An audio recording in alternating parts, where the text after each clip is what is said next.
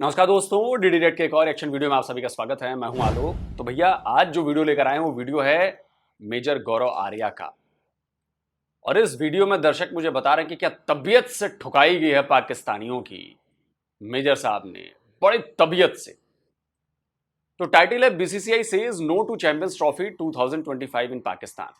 तो the Chanakya Dialogues का video है। तो चलिए देखते हैं भाई मेजर साहब ने ऐसा क्या बवाल कर दिया भाई। चैंपियंस ट्रॉफी 2025 भारत नहीं जाएगा पाकिस्तान, ये तो हमें डे वन से पता था।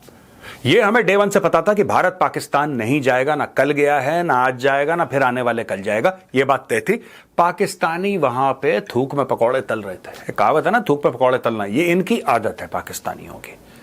अच्छा, स्कीमें बता रहे हैं टीवी पे। स्कीम ये बता रहे हैं कि ठीक है, अगर आपको पाकिस्तान में ज्यादा डर लग रहा है या आपको ऐसा लग रहा है कि आपकी सिक्योरिटी खराब यहां पे हो सकती है, आपके ऊपर अटैक हो सकता है, तो आप अमृतसर रहो।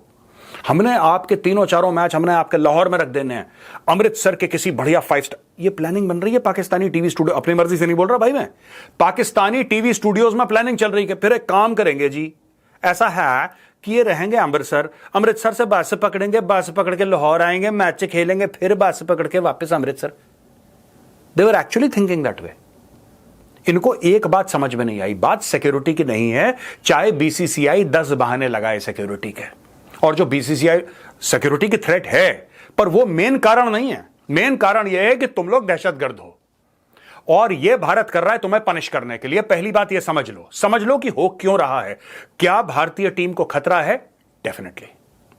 डेफिनेटली खतरा है। अब आप कहेंगे यहां पे ऑस्ट्रेलियंस भी आएंगे, यहां पे तो न्यूजीलैंड वाले भी आएंगे, यहां पे वेस्ट इंडीज वाले आएंगे, यहां पे श्रीलंका वाले। सिर्फ भारत को ही क्यों खतरा है? क्योंकि भैया जो तुमने, मैं कई बार समझा चुका हूं, दोबारा बता देता हूं कि जो तुम लोगों ने दहशतगर्दी मचाई है, क्या ऑस्ट्रेलिया में मचाई है? नहीं, तुमने कश्मीर और पंजाब में मचाई है दहशतगर्दी।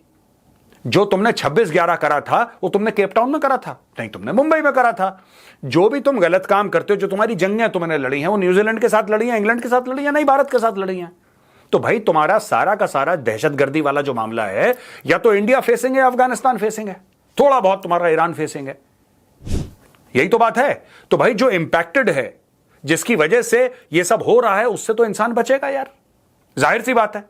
तो हमारी टीम भी बचे। दूसरी चीज, यू आर बीइंग पनिश्ड। देखो मैं पाकिस्तानी हूं, मैं उल्टी सीधी बात नहीं कहता। ये जो बाकी एनालिस्ट हैं हमारे टीवी चैनल्स पे बैठते हैं, वो ये करके ये सोशियो पॉलिटिकल, मैं आपको 2 टूक शब्दों में समझा देता हूं ये क्या गेम चल रहा है। ठीक है, तुम लोगों ने 27 में से 26 पॉइंट, 27 में से 26 आई थिंक ऐसी कुछ था गिनती तुम्हारी, 27 में से 26 पॉइंट तुमने एफएटीएफ के पूरे कर दिए थे। फिर भी उसके बाद भी तुम 2 साल एफएटीएफ में रहे, ग्रे लिस्ट में, हां या ना? वो हमने करवाया था। क्यों?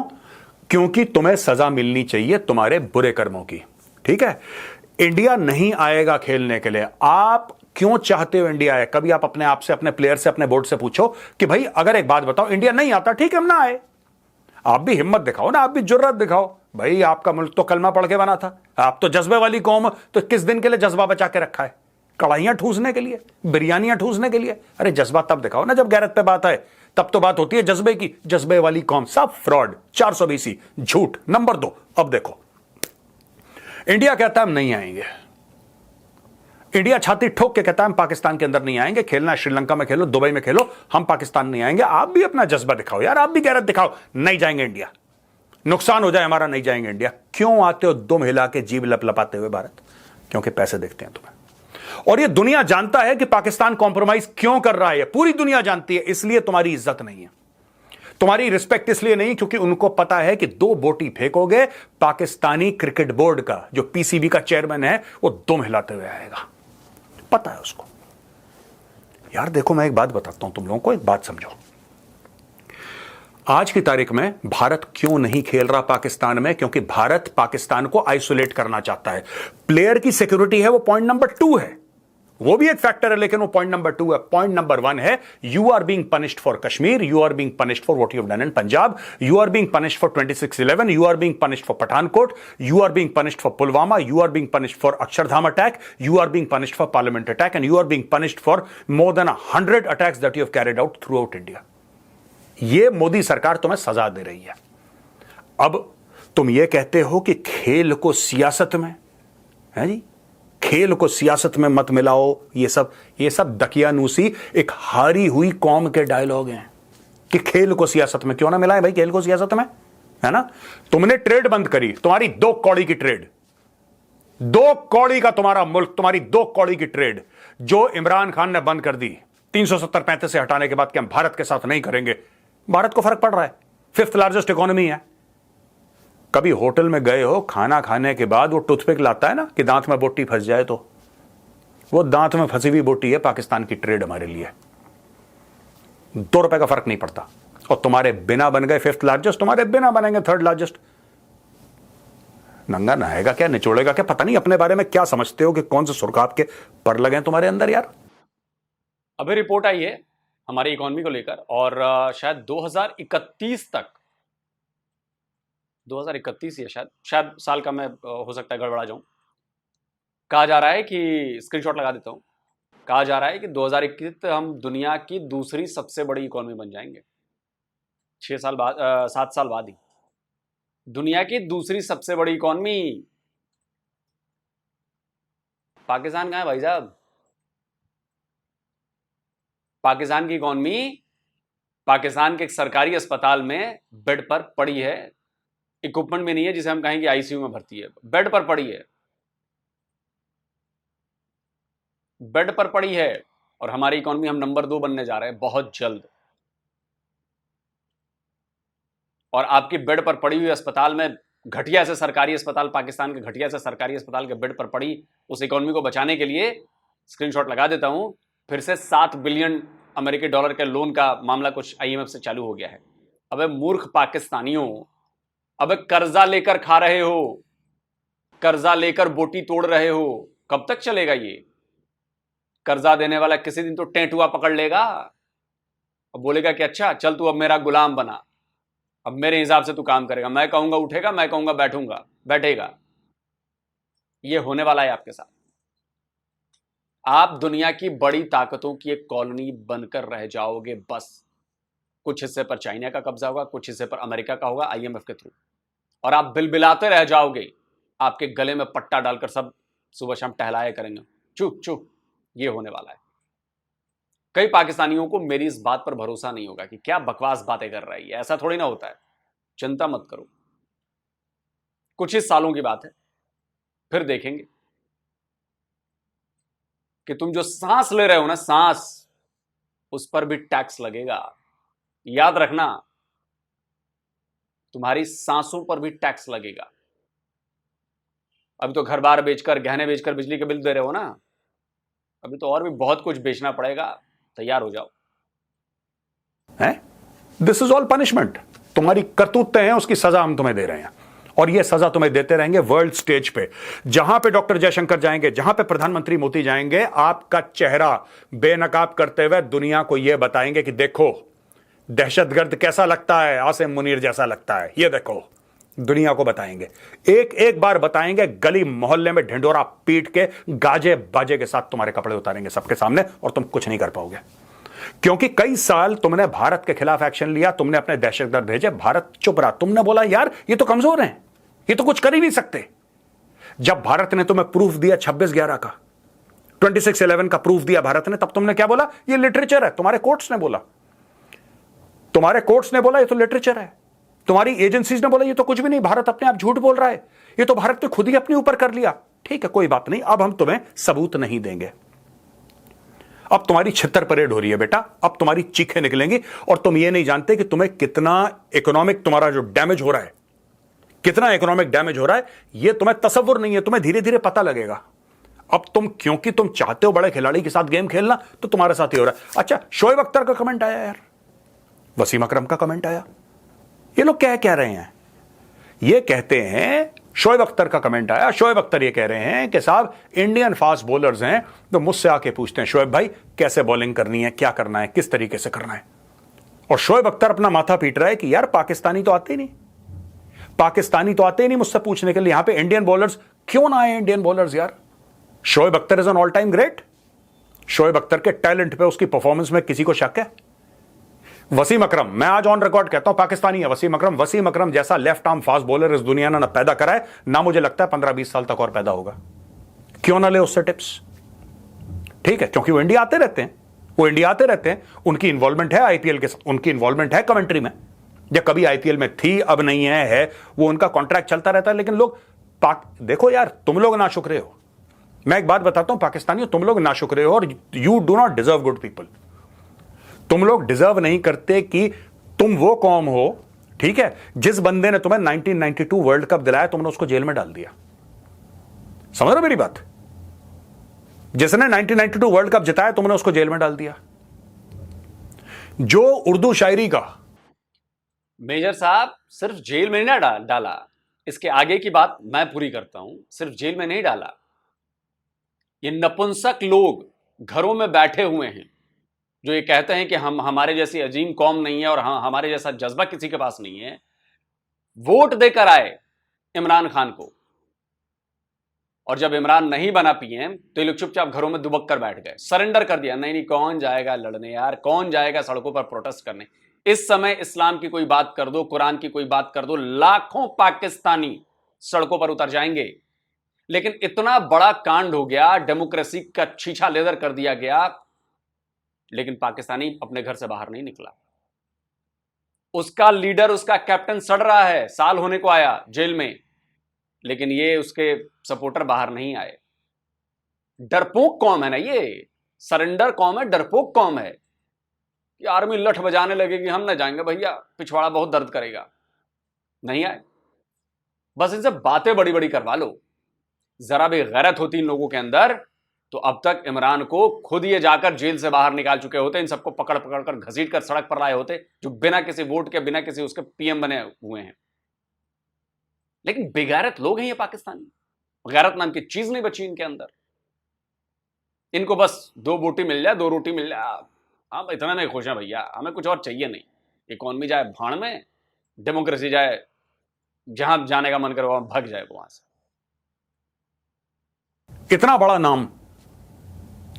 नाम फैज अहमद फैज, उसको तुमने जेल में डाल दिया, और हफीज जलंधरी जैसे चापलूस को अपने बगल में। तुम्हारा तो बेड़ा ही गर्क है, ठीक है। मलाला यूसुफजई ठोक का सर पे गोली बाहर बैठी हुई आज की तारीख में। जिस बंदे ने तुम्हारे लिए एटम बम तुम्हारा तैयार करा, उसको तुमने 10-12 साल तो जेल में डाल के रखा, मुशर्रफ ने उस बंदे को। तो जो तुम्हारे लिए अच्छा काम करे, मैं बता रहा हूं ये पाकिस्तानियों, अगर मैं गलत बोल रहा हूं तो मुझे कमेंट्स में लिख के देना कि मेजर तुम झूठ बोल रहे हो। तुम्हारे लिए जो अच्छा काम करे ना, वो बेवकूफ का बच्चा है। पाकिस्तानी कौम का जो भला करने का सोचे, सबसे बड़ा बेवकूफ का बच्चा है। क्योंकि ये सांप है, ये पहले अपनों को डसेगा, ये अपनों को डसेगा। तुम्हारी फितरत है, तुम्हारी कौमी फितरत है, जो तुम्हारे लिए अच्छा करे तुम उसको डसते हो। मैं तो कह रहा हूं अच्छा करा इंडिया ने, मना कर दिया। मैं डे 1 से कह रहा था यार इंडिया नहीं जाएगी, यहां पे रह रहे हैं, यहां से आएंगे हैं, लाहौर जाएंगे। बकवास यार, सब की सब बकवास। 2011 का वर्ल्ड कप इंडिया ने जीता। भारत का कोच कौन था? Gary Kirsten. भारत का कोच था Gary Kirsten. 2011 world cup India ने जीता। आज उसी गैरी कर्स्टन को पाकिस्तानी कौम करी ये फेलियर है। अब पता लग रहा है भैया रिपोर्ट करके कि शाहीन शाह अफरीदी उसको गालियां देता था, उसने शिकायत करी है। गैरी कर्स्टन ने यह बताया है कि पाकिस्तानी क्रिकेट का जो ड्रेसिंग रूम है उसके अंदर इनकी जूता लात चलती है। एक ग्रुप है मोहम्मद रिजवान का, कोई पाकिस्तानी क्रिकेट टीम नहीं है भाई, एक मोहम्मद रिजवान की टीम है, एक शाहीन शाह अफरीदी की टीम है, एक बाबर आजम की टीम है। उन सब को मिला के इन्होंने 14-15 प्लेयर इकट्ठा करे, जिसमें से 11 खेलेंगे। देखो ये हाल है तुम्हारे, ठीक है। शाहीन शाह अफरीदी का ससुर शाहिद अफरीदी, वो अपने दामाद के लिए पॉलिटिक्स खेल रहा है, टेलीविजन पे कह रहा है कि बाबर आजम को क्यों। मैं बाबर आजम को यहां पे डिफेंड करने के लिए नहीं बैठा, ना मैं तुम्हारी क्रिकेट देखता, ना मैं अपनी खुद, मैं इंडिया की टीम की नहीं देखता यार, तुम्हारी क्या देखूंगा मैं। पर मैं देखता हूं जब पाकिस्तानी टीवी चैनल वो डिफेंड कर रहा है, वो कह रहा है बाबर आजम ने ये कर दिया, बाबर आजम गंदा है, बाबर आजम को निकालो यहां से, उसको बहुत समय मिल गया है। देखो यार ठीक है, बाबर आजम फेल हो गया, मैं मना नहीं कर रहा, बाबर आजम को निकालना है निकालो, उल्टा टांगना है टांगो, उसको जो करना है करो यार, it is none of my concern. Is a Pakistani, मेरा कोई नहीं बनता बोलना बीच में। लेकिन मुझे एक बात समझ में नहीं आती, सबको पता है वो क्यों बोल रहा है, सबको पता है, पूरे पाकिस्तानी कौम को यह बात पता है कि शाहिद अफरीदी इसलिए बोल रहा है क्योंकि शाहीन शाह अफरीदी उसका दामाद है। वो चाह रहा है पाकिस्तानी टीम का बेड़ा गर्क हो जाए, उसका दामाद बन जाए कैप्टन किसी भी तरीके से। आपके यहां ये सब ड्रामा चलता है। अब हमने तो नहीं बोला, we have not said anything. आज की तारीख में आपके खुद के क्रिकेट बोर्ड ने हारिस रऊफ को निकाल दिया और अब्दुल रजाक को किसको निकाल दिया? बोला गेट आउट। ठीक है, हमने तो नहीं बोला। इसमें हिंदुओं की या यहूदियों की साजिश तो नहीं है ना। आपको खुद पता लगा, आपका खुद क्रिकेट बोर्ड का चेयरमैन कह रहा है कि सर्जरी होनी पड़ेगी, मेजर सर्जरी। वो कह रहा है सिर्फ 2 बंदों को निकालने से काम नहीं चलेगा, पूरा कटेगा छटेगा मामला। इसमें भी बीसीसीआई की साजिश है, क्योंकि बीसीसीआई के पास इतने पैसे हैं, वो आईसीसी को देता है, आईसीसी को कंट्रोल करता है, पूरी दुनिया की क्रिकेट उन्होंने ये कर रखी है, वो कर रखी है। ठीक है, आंखें मिली बद्दोबद्दी। अरे भाई एक बात बताओ मुझे यार, एक छोटी सी बात बताओ। बीसीसीआई ने बोला शाहीन शाह अफरीदी को कि तू जाके बाबर आजम के गरेबान पकड़ ले, मोहम्मद रिजवान को प्रेस कॉन्फ्रेंस में बकवास कर कि तुम इस्लाम के एम्बेसडर हो, ये बीसीसीआई ने बोला। तुम लोगों की हरकतें ऐसी गंदी गलीज हैं यार। खुद अपने गरेबान में झांक के देखो हर समय। जो पाकिस्तानी क्रिकेट का, कुछ लोगों को छोड़ के कुछ तो हैं काफी बढ़िया, मैं मानता हूं, जो कि फेयर कमेंट्री करते हैं। सूर्य कुमार यादव का स्काई का पैर लगा था कि नहीं लगा था? अरे लगा था, लेकिन तुम देख रहे हो अपनी $25 की चाइनीज टीवी पे, वहां पे HD 4K 8K पता नहीं अलग कौन कौन से कैमरा लगे, कौन कौन सा स्क्रीन लगा है, दुनिया भर के वहां पे लोग बैठे हैं। वो कह रहे हैं कि पैर नहीं, ये लग गया है यहां पे इसका। इंडिया इतने पैसे देता है, बहुत बड़ी मार्केट है इंडिया, बड़ी मार्केट है इंडिया। जो भी कहता है, जयशाह ने फोन घुमाया, फोन घुमाते ही ये पता लगा कि मंदिर की घंटियां बज गई। यार तुम लोग पागल हो क्या? दिमाग खराब है तुम लोगों का। आज ये पता लग रहा है कि तुम लोग एक दूसरे की जूता लात कर रहे थे, इसलिए तुम हार गए। लेकिन अपने गिरबान में झांक के कभी मत देखना इंडिया ने ये कर दिया है, इंडिया ने ये कर दिया है, इंडिया ने, क्योंकि तुम्हारी पूरी कौम जाहिल है। जब तुम बोलोगे इंडिया ने साजिश कर दी, सब लोग बोलेंगे हाँ साजिश तो हिंदू ही करता है।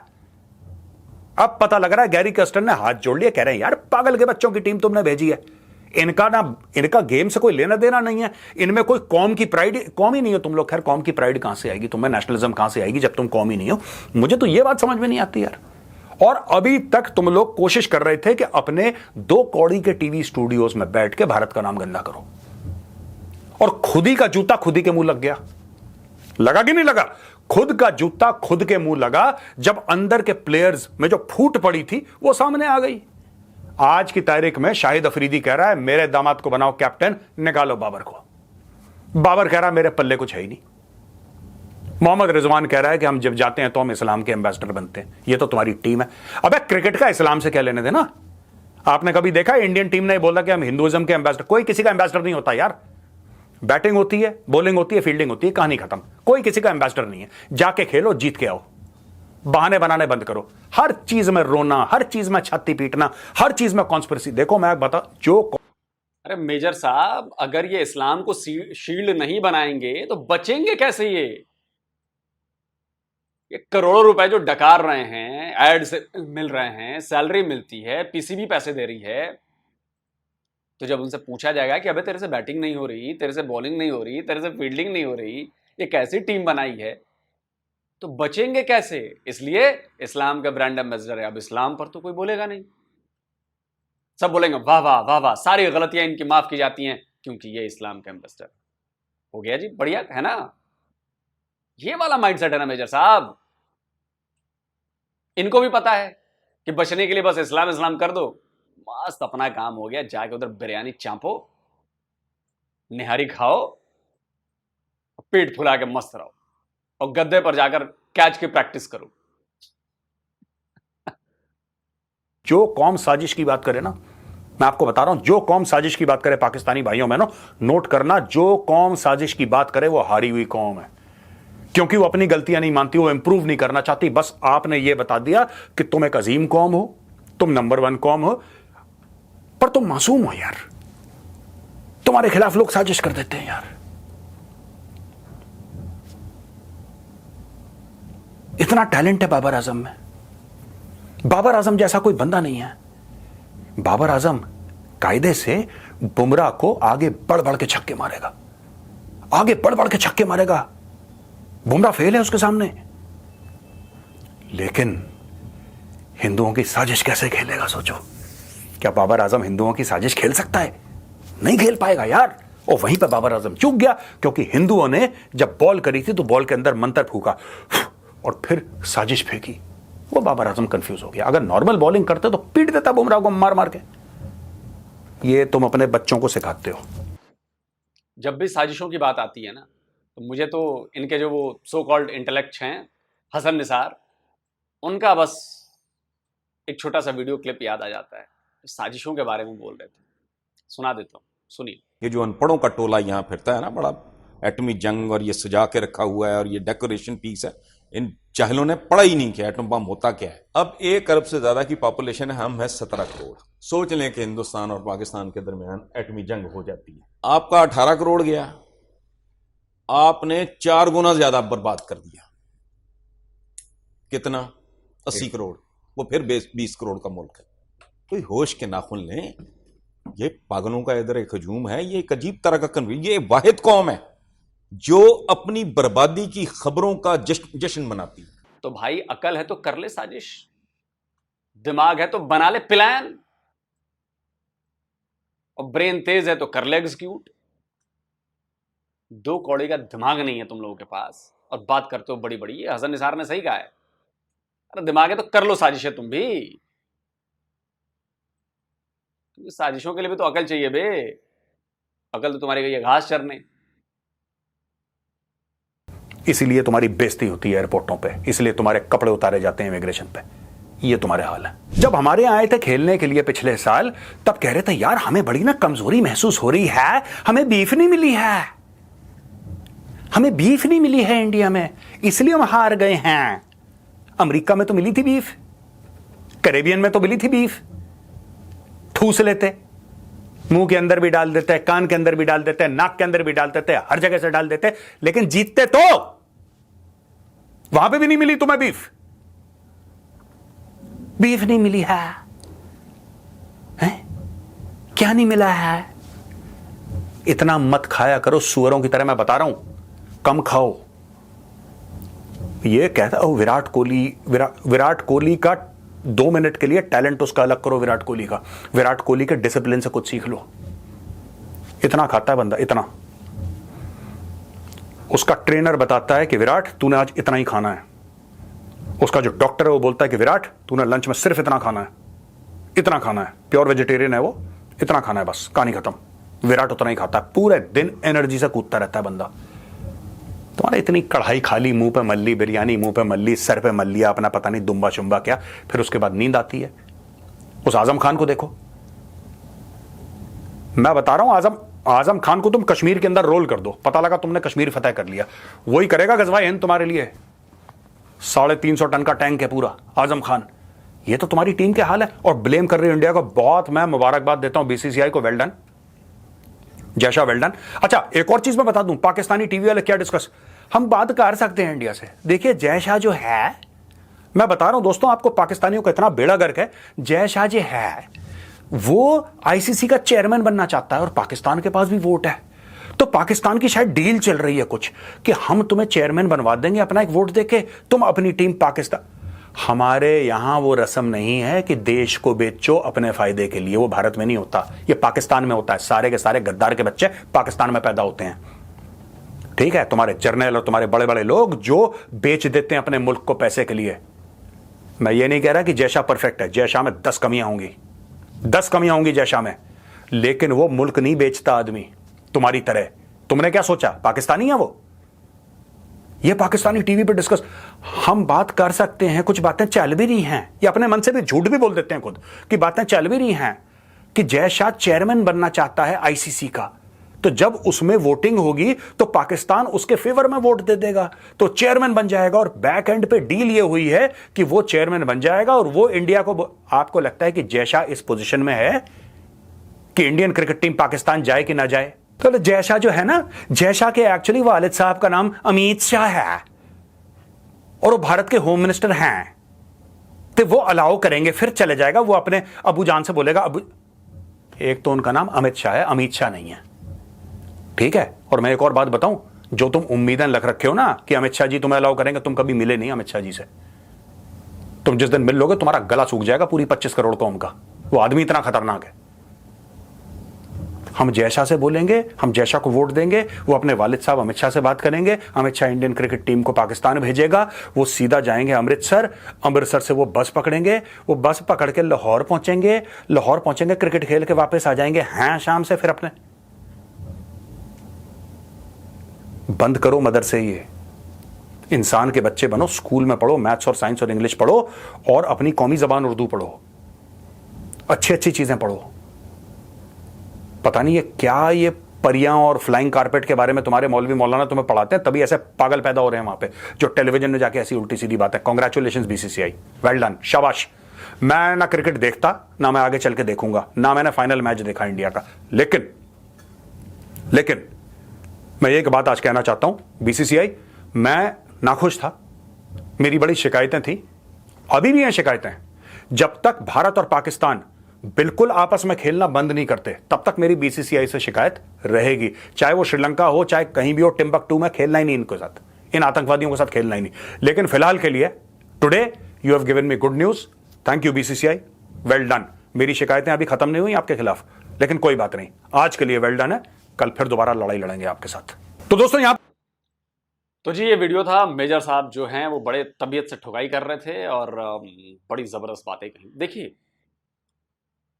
गुस्सा ये जायज़ है। गुस्सा इसलिए है कि भाई जिस देश ने हमारे ऊपर 4-4 बार अटैक किया, जिस देश ने हमारे ऊपर प्रॉक्सी वॉर छिड़ी हुई है 76 ईयर्स से, जिस देश के लोग नफरत करते हैं, नफरत कैसे करते हैं, मैं आपको कुछ बच्चों की बातें सुनवाता हूं कि किस कदर बच्चे छोटे हैं बेचारे, उनको क्या पता, लेकिन उनमें भी इतना जहर भर दिया गया है। सुनिए।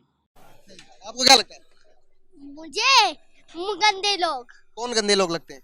इंडिया लोग। क्यों? क्योंकि वो गंदे लोग, क्योंकि वो भगवान को मानते हैं, हम अल्लाह को मानते हैं।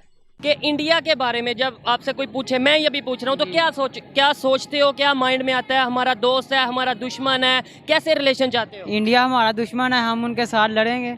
कश्मीर बनेगा पाकिस्तान, कश्मीर बनेगा पाकिस्तान, ये कहाँ से आप, मतलब ये स्कूल में आपको पढ़ाया जाता है? ये जी, वो हमारा दुश्मन है इंडिया। दुश्मन क्यों है? क्यों हम इतनी वो नफरत करते हैं? हमारे कश्मीर को मारता है, मुसलमानों को मारते हैं यार, मुसलमानों को मारते हैं और जुल्म कहाँ देखते हैं? कश्मीर में जुल्म करते हैं, कहाँ देखते हैं? टीवी पे देखते हैं। इंडिया वाले पर मुसलमानों पे जुल्म करते हैं, मारते हैं उन्हें उनके घर में जाके उन्हें मारते हैं। मदद नहीं करने देते, उन्हें मस्जिद जाने से रोकते हैं। When I will grow up, I will be army and save Pakistan and destroy India. हम अपनी आज़ादी तक हम जंग लड़ते रहेंगे और इंडिया को बताएंगे कि पाकिस्तान का बच्चा बच्चा इसकी खातिर लड़ेगा और अपने खून से बहा देंगे। जो इंडिया है वो कश्मीर पे बहुत अरसे से ना जुल्म कर रहा है। ये थोड़ा सा तो मैंने अपने दादा से उन्होंने बताया था कि दादा ने मुझे बताया था ये चीज़ों का, और थोड़ा सा मैंने टीवी पे ये देखा था जब वो डे आता था। अब अगर इतने जहरीले बच्चे होंगे, मैंने तो आपको अभी के बच्चे सुनाए, इनके बाप भी ऐसे ही थे। इनके बाप जब इतने बड़े बड़े होंगे तो इनके माओ ने और बापों ने उनके यही बातें सिखाई होंगी, उनके बाप को भी यही बातें सिखाई गई होंगी। तो ये नफरत पीढ़ी दर पीढ़ी बढ़ाते चले गए हैं आप अपने बच्चों के जहन में, और आप कहते हैं कि जी वहां पर आकर खेलना सेफ है। सेफ्टी भी इशू है, और दूसरा देखिए, भारत तो तब से आइसोलेट करने में लगा हुआ है।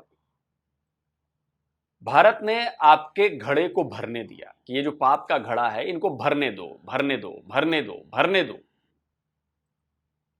भारत की जो नीति होती है ना, वो इतनी लंबी और दूर की होती है कि पाकिस्तानियों के दिमाग के बस की बात नहीं है कि उस चाल को समझ जाए। उनको लगता है कि ओ, भारत में तो खुला मैदान नहीं, भारत कुछ बोल नहीं रहा, भारत कुछ कर नहीं रहा, कोई रिएक्शन नहीं आ रहा। तुम करो तो सही, करते जाओ करते जाओ करते जाओ, हिसाब लिखा जा रहा होता है, बही खाते में ना हिसाब लिखा जा रहा होता है। और उसके बाद जब जवाबी कार्रवाई शुरू होती है तो इतनी लंबी रेस के घोड़े के तौर पर जवाबी कार्रवाई शुरू होती है कि धीरे धीरे आपको पता चलता है, अरे यार ऐसा क्यों हुआ, भारत ने किया FATF, ओ शिट, भारत ने कर दिया ये। अरे क्रिकेट हमारा बंद हो रहा है बाजार, यहां पे मैच का क्रिकेट तो उजड़ रही है पाकिस्तान से, ओह इसके पीछे भी भारत। क्यों ना हो भारत? आप लोगों ने जो 76 ईयर्स में हमारे साथ किया है, क्यों ना हो? और जब बदले की बारी आई हमारी, तो आपको लगता है कि ओ मार पड़ रही है, मार पड़ रही है, बचाओ हमें, देखो भारत मार रहा है। तो 76 साल से आप क्या कर रहे थे जो हमें उंगली कर रहे थे आप लोग? पे बैक टाइम है बॉस, पे बैक टाइम है। और अभी तो ट्रेलर शुरू हुआ है, फिल्म बाकी है, अभी बहुत कुछ बाकी है।